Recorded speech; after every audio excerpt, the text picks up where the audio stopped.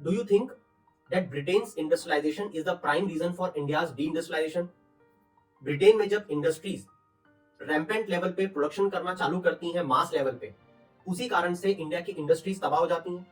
क्या वही कारण था जिस कारण से हमारा हैंडीक्राफ्ट इंडस्ट्री, जिसमें 20 मिलियन से भी ज्यादा लोग एम्प्लॉयड थे, जो 25% हमारे देश की जीडीपी में कंट्रीब्यूट करता था, वो खत्म हो जाता है?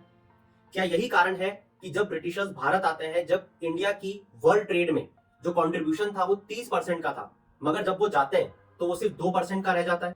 और क्या यही कारण है कि जब ब्रिटिशर्स 1850 से 1900 तक भारत में अपने ट्रेड को एक्सपांड करते हैं तो उनका ट्रेड 2 बिलियन पाउंड्स तक का हो जाता है और भारत का 10 मिलियन से 2 मिलियन पे शिफ्ट हो जाता है? तो ब्रिटेन की पूरी पॉलिसी को समझा जा सकता है 3 फेजेस के अंतर्गत। पहला है मर्केंटाइल ट्रेड, जो कि 1757 से 1813 तक मेजरली हमें देखने को मिलता है, जहां पे उनकी पॉलिसी थी कि भारत से माल खरीदो उन्हीं के लोगों से और अपने देश में जाके उसे एक्सपोर्ट कर दो और प्रॉफिट कमाओ। दूसरी पॉलिसी शुरू होती है 1813 से, जो चलती है 1857 तक, जो उनकी इंडस्ट्रियल पॉलिसी थी, जहां पे उन्होंने भारत के मार्केट को ओपन अप किया। जैसे कि वो कैलिको एक्ट लेके आए, जहां पे जो भारत का माल एक्सपोर्ट होता था फिनिश्ड गुड, उस पर बहुत ज्यादा ड्यूटी लगा देते थे, जिस कारण से वो माल ब्रिटेन में जाके बहुत महंगा हो जाता था और वहां पे नहीं बिक पाता था, क्योंकि कॉम्पिटिटिव प्राइस नहीं रख पाते थे। वहीं जो माल ब्रिटेन से एज अ फिनिश्ड गुड आता था, क्योंकि वहां पे मास प्रोडक्शन चालू हो चुका था, वहां का प्रोडक्ट बहुत चीप दामों पर भारत में बिक पाता था। इस कारण से यह हुआ कि भारत एक नेट रॉ मटेरियल का एक्सपोर्टर बन गया।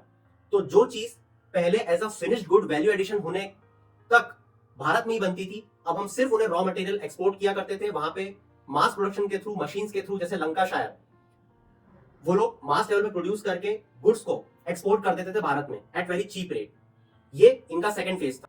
और थर्ड फेज आता है जिसे आप फाइनेंशियल इन्वेस्टमेंट के ब्रॉडर टर्म में देख सकते हो, जहां पे 1857 से 1947 तक ये मासिव लेवल पे भारत में भी इंडस्ट्री स्टैब्लिश करते हैं, जिससे कॉटन एंड जूट इंडस्ट्री हमारे देश में आती है, मॉडर्न टेक्नोलॉजी आती है, रेलवेज एक्सपांड करते हैं, ताकि कोने कोने से ये भारत को लूट पाए।